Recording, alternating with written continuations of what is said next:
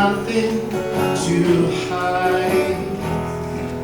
So we've been told, and some choose to believe it, but I know they're wrong. Wait and see. Someday we'll find it, the rainbow connection, the lovers, the dreamers, and me.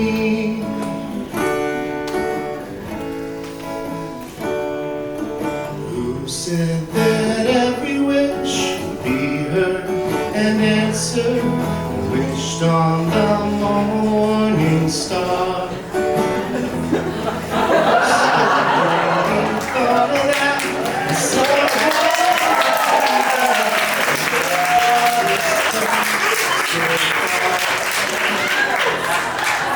What's so amazing that keeps us stargazing?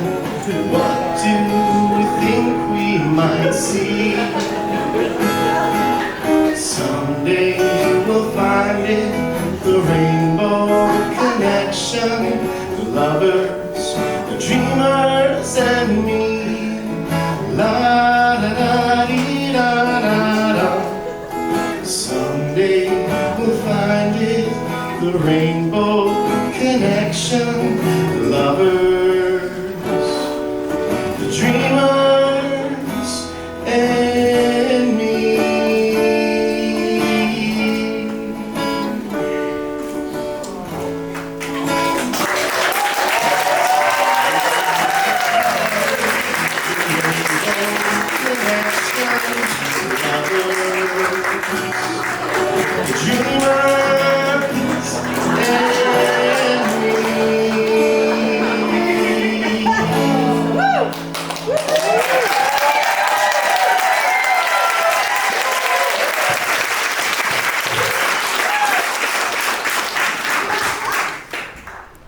Well, welcome everyone.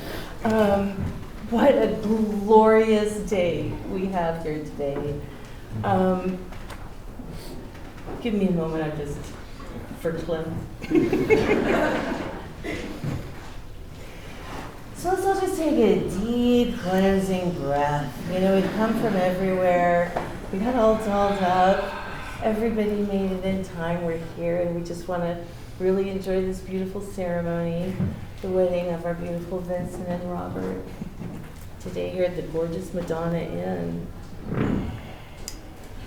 So all of us knows already how love shows up in our life, right? You know, it can be as simple as making somebody laugh, or as complex as a considered piece of artwork.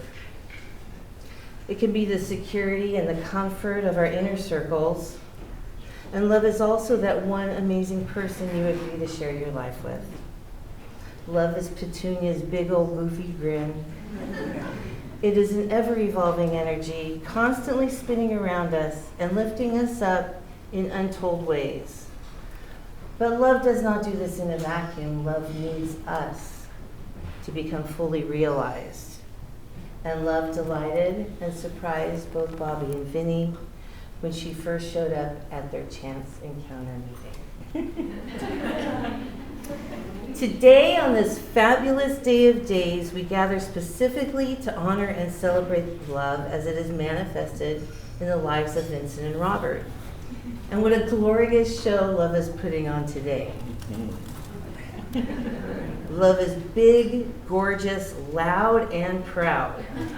And how lucky we are all to be here to surround Vincent and Robert with our light, our energy, and cheer them on as they join their hearts and lives together today in love, in joy, and in marriage. I'm Bobby's Teta Mary. I met him on the very day he was born, when I famously cut his umbilical cord and made his belly button. After his childhood, we came to know each other as adults when he spent a summer working with me in Healdsburg, and we fast became besties. We've experienced some very cool things together on our paths, intersecting and connecting on yoga, hiking, nature, music, art, wine, and in lovely places like Paris, Hawaii, and San Francisco. Watching him walk through his life, I deeply admire all he has achieved and the path he continues to follow. Today, and truly, he's a Renaissance man. And he has taught me so much about life. I love you. Love you. I don't want to skip a page. Okay. I first became aware of Vinny when admiring several artworks my mom had displayed in her home. I was wondering, who's this Vinny character? Like thinking, she might have a secret beau or something, And my mom just said, oh, that's Bobby's friend. I don't know why he sends me these drawings, but I love them. Which, of course, was good enough for me. If someone made my mom happy, they made me happy too. But it wasn't until a few years later when I first really connected with Vinny at LA Pride. You all know what a huge and open heart Vinny has. And we spent the day running around West Hollywood, busting up over absurd things nonstop, just till your face hurts, dude. He is hilarious, he is smart as a whip, kind, thoughtful, deeply talented, incredibly generous, and gorgeous. I do believe in past lives. See, You're gorgeous. You're gorgeous last time, you tell me. So I do believe in past lives. And I always knew that Bobby and I came from the same litter of puppies. But I came to realize that Vinny was one of us too. And we were the cutest, goofiest, sweetest, roly-poly puppies you ever saw. And I do think that maybe one or two of our litter mates are out in the audience tonight too. So keep an eye out. I am deeply honored and heart-touched to have been asked to officiate their marriage today. I'm pleased now to introduce Joe, Bobby's brother, and to come on up and say hello.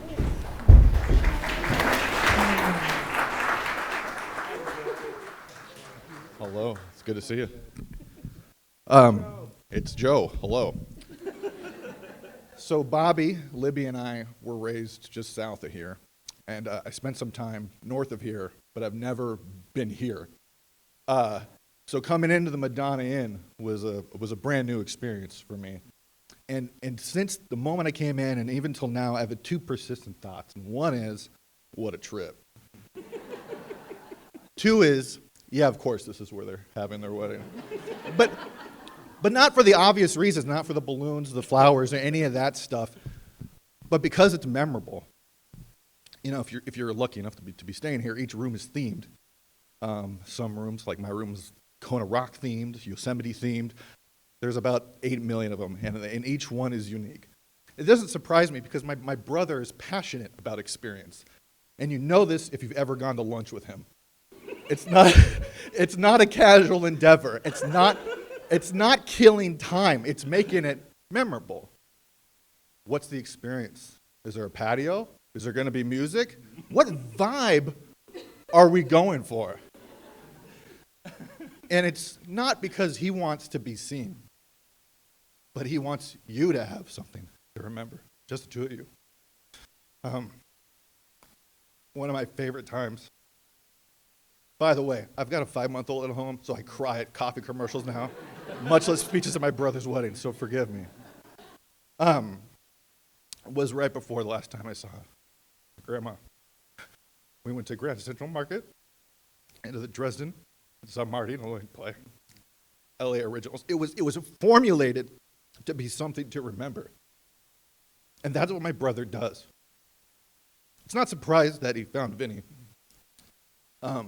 Much like Mary, my early experiences of Vinny were these beautiful portraits, usually of pets. And growing up, I was always known as a comic book kid, so anytime anyone would talk to me for 5 minutes, especially from a family, I love you guys, but it would always be, how's comics going? But when Vinny did a pet portrait, he picked up on a hobby I had only begun into for about a year. And it was amazing. He picked up on a detail so important and so intimate that most people would gloss over, and he turned it into art that lasts forever. I just heard a story last weekend at another wedding I was at, my Aunt Sue and my Uncle Joe. He had a casual conversation. Most people would call it small talk, but not Vinny. He remembered their pets, and he remembered some special plan or something, and it was incorporated into this work that will last forever.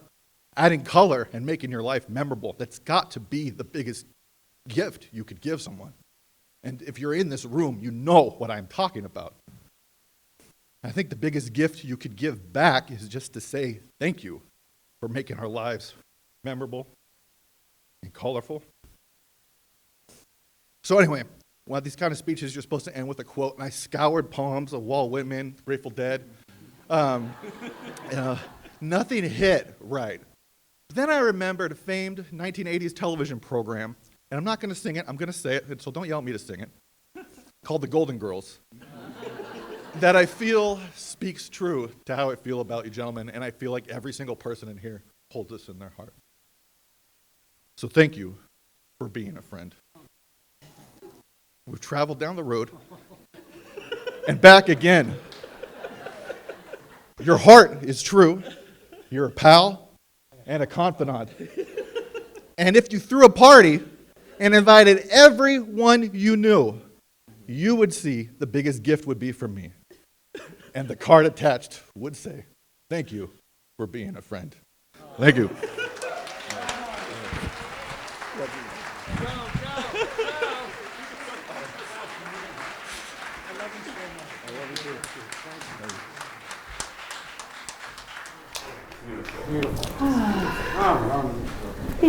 Wonderful, talented nephews I have.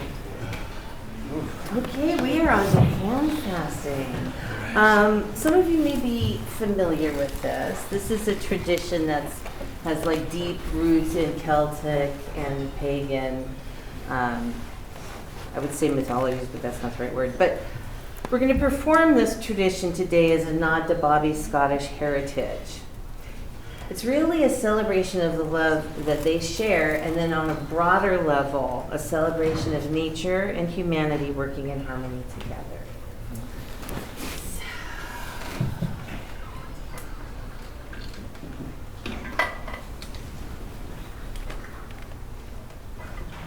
Okay.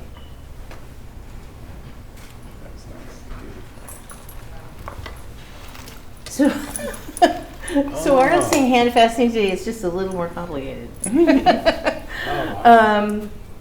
Let's see here. They haven't seen these, so if they don't quite fit, we're going to fix them afterwards. This one is Bobby's. And I'll tell you why. And I also got scissors to fix them. Perfect. So this one says here.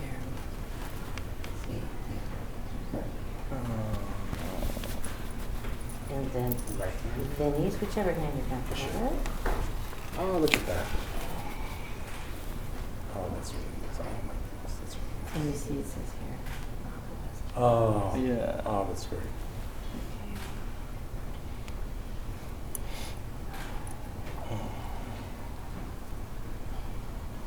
Oh, Plus great. it's jewels. Yeah. And it's Oh, shiny. no. Okay.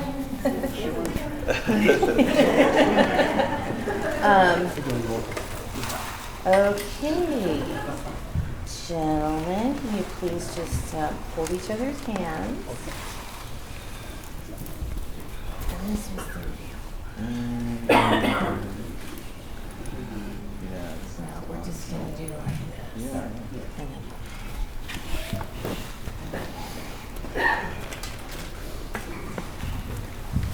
then Vincent, Robert, you're holding each other's hands. Know that your two spirits will be forever joined. And while this physical tying the knot is beautiful, it is but a symbol of the beauty of your relationship. May your spirits be filled with joy on this day and remain so for all days to come. These are the hands of your best friend, true and strong and full of love for you, that are holding yours on your wedding day. These are the hands that will work alongside yours as together you build your future. These are the hands that will passionately love you and cherish you throughout the years and will give you strength when you need it. And lastly, these are the hands that many years from now will still be reaching for yours, still giving you the same unspoken tenderness with just a touch. So now that, take that. Okay, now we are coming into truly the heart of our ceremony today. It's the most tender, true part of why we're here. And Vincent and Robert have written their vows to each other. So, Robert, would you like to speak your vows? I would. To Vincent? Yeah. Did you want to just turn? Yeah, I'll just take this. Hey, everyone. So, as many of you are probably aware, the reason we're all here today is because of the Power Rangers. Having met Vinny one fateful night 7 years ago, I was eager to receive the Power Ranger t-shirts that he promised he could mail me from his job at the time, and having been a super fan for much of my childhood, this was really great news. No, seriously, I was so into the Power Rangers as a kid that at one point I had my mom enroll me in gymnastics and jiu-jitsu classes so I too could train to become a Power Ranger. But when Vinny later invited me to dinner, I initially declined. Having been fresh out of another relationship, I did not yet feel ready to date. It wasn't a date. Well, yeah, I'm getting to that. So, in an email dated June 15th, 2015, he wrote, "Gee, Bobby, it's just dinner. I thought you were a great guy and would like to connect as friends. I'm a great friend to have, if I do say so myself. And my friends would give me a rating of 5 stars. Touched, I reconsidered, and the rest, of course, is history. And he also wasn't wrong. When I later paid him a visit to his office at Saban, shout out Saban fam, I was surprised by the extent to which his colleagues gushed over him. Well, I warned them. Oh, so he told them to do that. We had a meeting. This guy is coming. He's kind of young. Leave me alone. It's true. He would, thank you, no, you're fine. I appreciate it. Step in any time.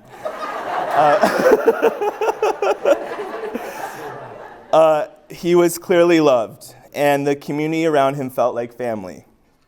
This has proven to be the case with many people who he's worked with over the years, many of whom are here today.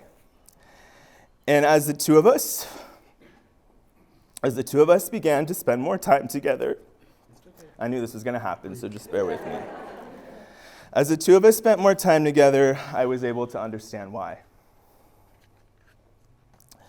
Vinny, I'm grateful that I, too, can call you a 5-star friend. Over the past 7 years, you have shown me what it means to be a great friend and so much more. You have shared with me your passion for Barbara, Broadway, and classic movies. Mike Loans. You have revealed the tender places in your heart that you hold for people and pets alike, in particular our Petunia.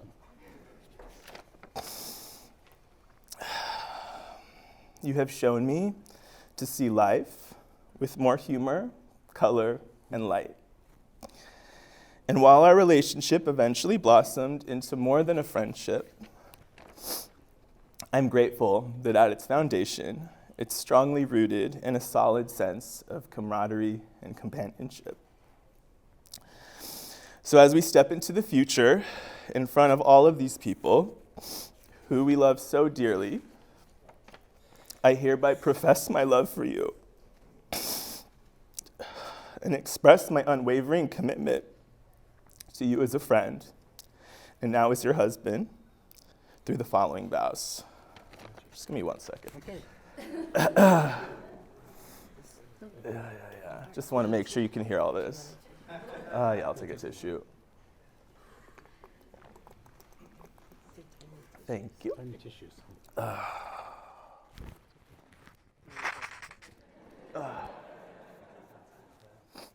I look good? Okay. Here we go.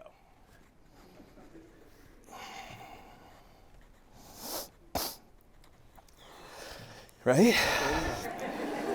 I vow to respect you, that each decision I make will consider your needs and feelings ahead of my own. To honor the significant role that you play in my life, to be your rock, to hold your hand, and to never let you walk alone. To stand in the brilliance of your light and not shrink back, and to be there to uplift you when you go dim. To sing your praises and support your growth. To never take you for granted or the countless contributions you have made to my life. I vow to trust you, to offer my faith in you, to do what you feel is right and in the best interest of our relationship. That even when I think you're wrong, to give you the benefit of the doubt. I accept the security and the loyalty you have offered to me, and I vow to continue to reciprocate. I vow to be present, to play a conscious, active role in our relationship, to observe the extraordinary in our ordinary, everyday lives, and to always keep in mind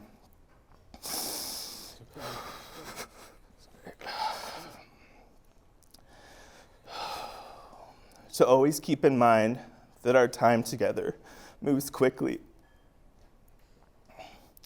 and to savor each moment while we still have the chance.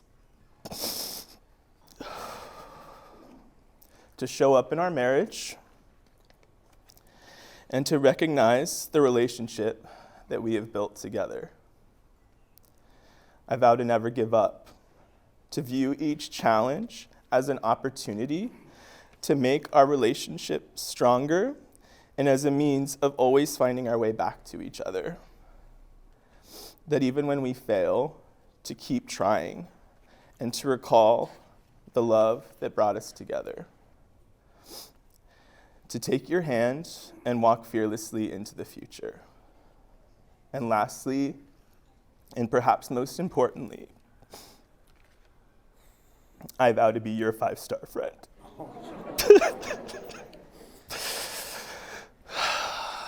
To be your constant companion and to sit beside you through laughter and tears and through the experiences of our shared path. I vow to keep you warm when you're cold and to cool you down when things get heated. I vow to be fun, to not take life too seriously, and to always remind you that I got you and you got me. Thank you. I'm not supposed to kiss, but still, that was really well done. Thank you. Thank you. I love you very much. I love you too. Well, I guess just turn it towards me, I guess. And hold Vincent, on. would you like to read your vows to Bobby? If I can find them, hold on. Robert? Yeah, I'll get them set up. Why are there balloons here? I don't know. you I was or- going to ask you that. Did you order them? Did you order the balloons?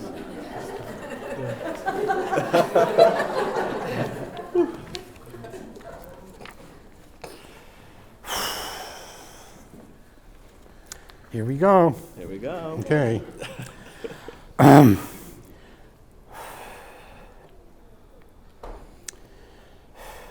There's something that I've never told you. After our very first dinner 7 years ago at Café de Troyes, I went to work early the next day When I arrived at work, I sat on the floor against the wall and cried. I always considered myself a professional in this industry, and here I am. I came into the creative department, sat on the floor extra early, and cried. I proceeded to cry in my colleagues' offices for the rest of the day, mainly in Tracy Buskowski's office. Where's Tracy? Tracy, hi. I was hit with emotions that I had never felt in years, if at all. Since then, I've put up walls to hide a lot of those emotions. Hashtag, I vow to destroy my walls with you. Here we go.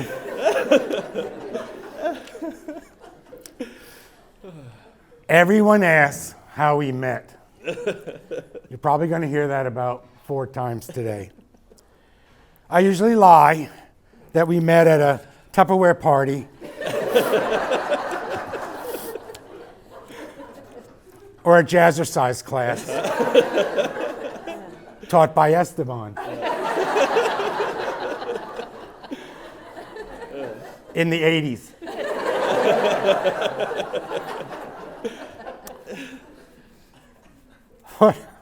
But the truth is, one Thursday night, school night, I don't know, I decided to have an adventure, and I went out by myself for the first time in 20 years. Basically just to hear a DJ, Victor Rodriguez. And it was as if Ursula was beckoning me with a sea witch spell. So strange. Earlier that summer, and Esteban will probably tell this story, earlier that summer, my best man and BFF, Esteban, had forced me out of my cocoon and adventure to the strange and forbidden world that is anything east of La Cienega.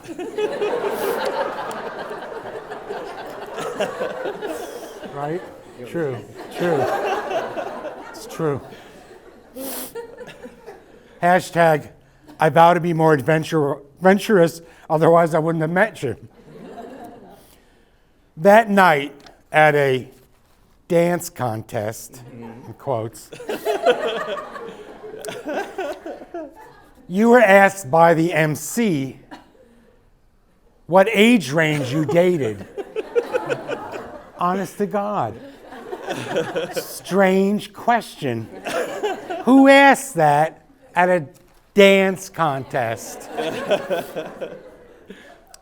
Now, I probably have this wrong. You said up to age 58. Now, you said 48? I believe I said 48. Well, I thought he said up to age 58. And I thought to myself, that's kind of gross. So, when you lost the dance contest, you came up to me as I was standing by your friend Bo. I said, what did I say?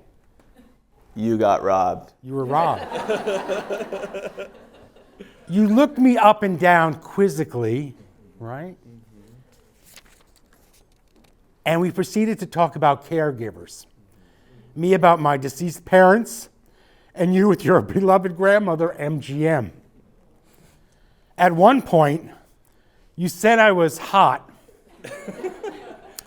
And I thought, yeah, it is kind of warm in here. Hashtag, I vow to communicate better and find out what you really mean. I casually mentioned that I worked on the Power Rangers product, and your mouth dropped, and your eyes bugged out. I innocently asked if you were a fan as a kid, since I always asked late 20, 30-somethings if they grew up with the Power Rangers as a marketing question. It's true. I'm in a lift and the guy's like, he looks like he's like 30. He said, hey, did you grow up with the Power Rangers? Did you like them? And they all go, oh yeah, I was into the White Ranger or something. So I was shocked, flabbergasted, and embarrassed when you asked me if that was a pickup line that I used to pick up on young guys. I mean, it clearly works. Honest to God. I promised you some t-shirts, which I actually bought. They cost like $300 because they were nice t-shirts. They weren't like the crap that we were producing. And I was thrilled to meet someone who I could relate to, was fun, and laughed at my comments. We both had the same energy and gave off the same light, and I saw you as a future best friend. Hashtag, I vow to be your perfect best friend. After hearing about your past relationships, I thought, if anything, I could teach this guy how to be treated by a man. But Bobby, you were the one who showed me how a man should be treated, not me, with love, respect, dignity, and humor. Hashtag, I vow to learn from you and be a better person. As time went on, I felt a strong, positive energy. I first thought that something was wrong with this guy. Why me? Strange. I thought it was because of an injury to your head caused by Libby pushing you out of a play school car on your first birthday, correct? I couldn't figure it out. Hashtag, I vow not to overthink and analyze our actions and simply call it love.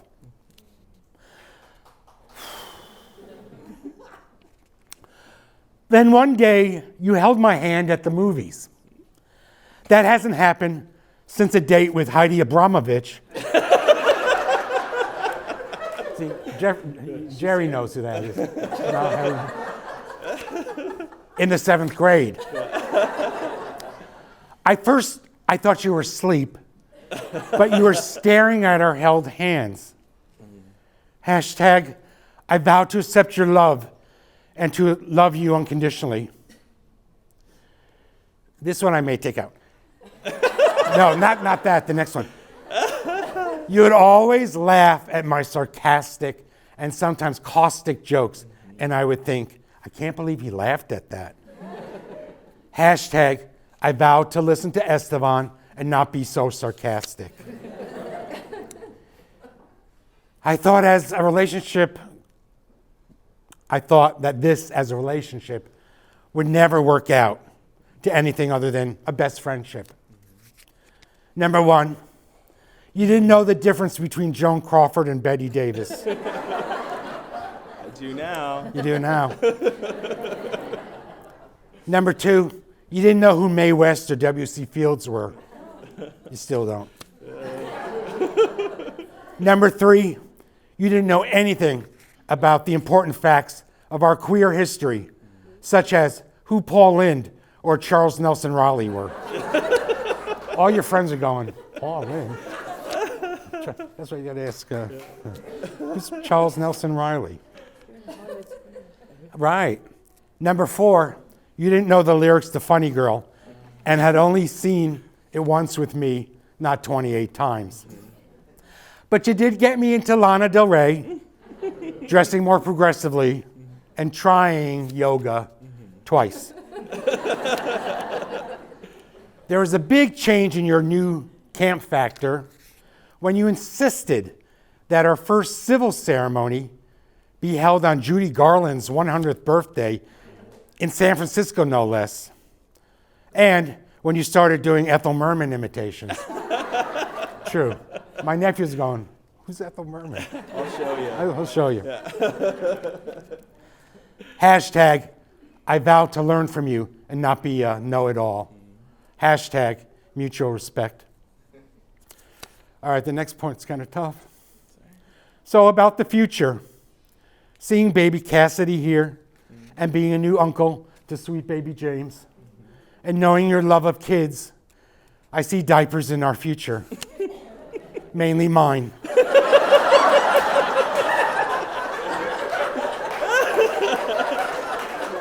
Bring it on. Bring it on.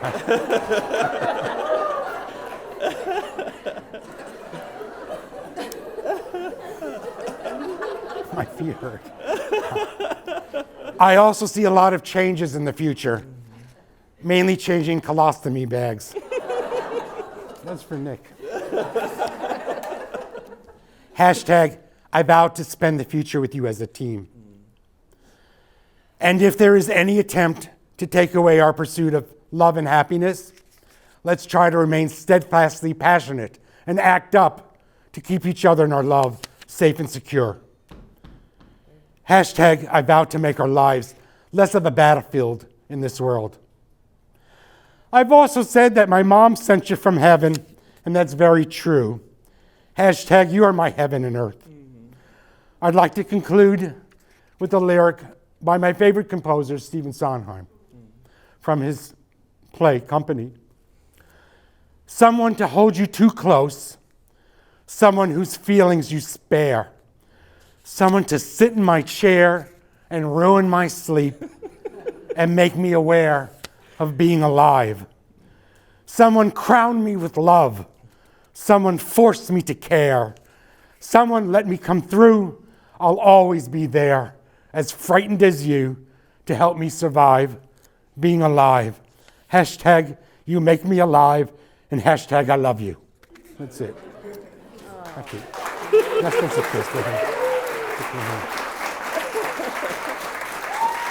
Oh my goodness.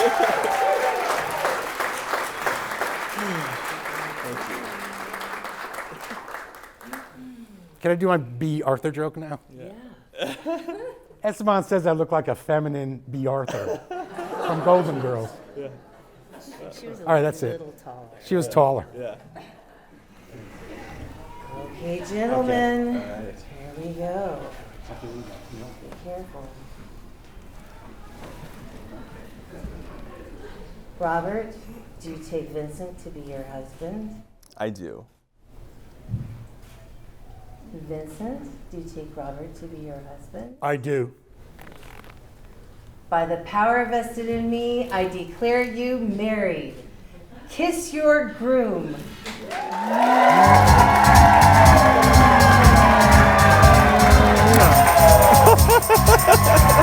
Love is in the air, everywhere I go.